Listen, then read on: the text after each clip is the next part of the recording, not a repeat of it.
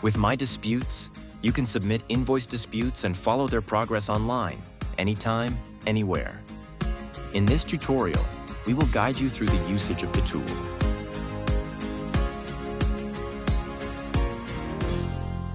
After opening the application from the Finance menu, you'll first see an overview of your disputes.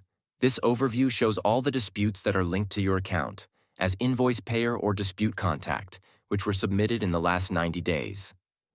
This overview is connected to our internal system and will always display live data about your disputes.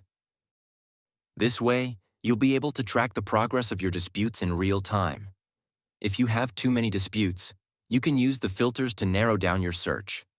You can search for a specific dispute or invoice number, for example, or filter the results by the dispute status. If there are no disputes linked to your account, a clear message will be displayed, also guiding you to create a new dispute. If you came here to create a new dispute, you should click the New Invoice Dispute button on the top left corner of the page. You are now taken to our dispute form. Here you start by selecting a dispute category and type. Please note that for each dispute submission, only one type can be selected for the dispute group. If you have multiple dispute reasons for this invoice group, you can provide details as part of the dispute description. After selecting the dispute type, you should include which invoices are part of the dispute. Here you can add up to 10 invoices at a time if they share the same dispute type. Here you will always need to input the invoice and shipment number, and may also need to add difference amount and currency depending on the dispute type. To make things easier, all fields that are presented to you are mandatory. You can use the Add Invoice button to include additional invoices to this dispute group. You can click the Delete button to remove any invoices from the dispute group. Please note that the Delete button is only shown when more than one invoice is part of the group.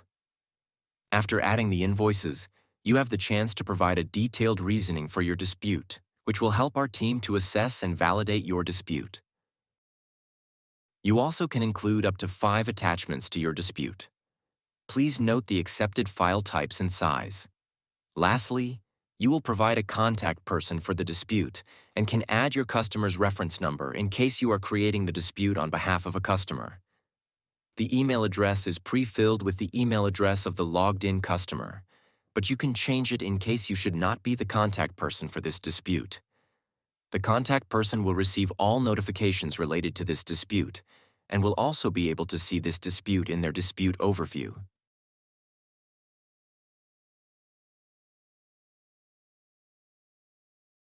Now you can see that your disputes were successfully created.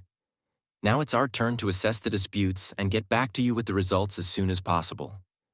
You will see a confirmation screen indicating the dispute numbers associated with each invoices disputed. From this page, you can submit a new dispute, or you can go back to the dispute overview.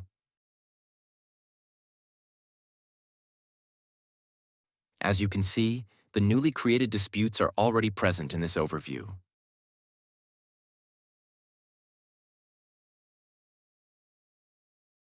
We know the overview is not the end of the journey.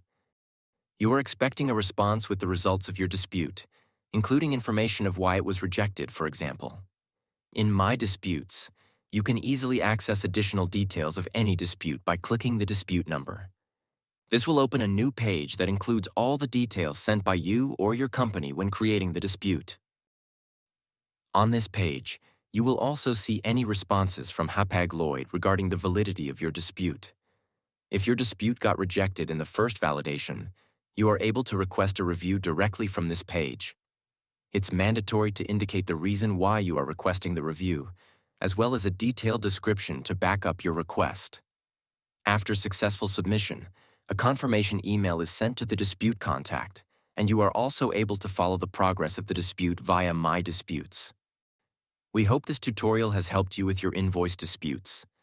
If you want to give feedback or if you need further assistance, please reach out to your local office or use the feedback button on the page.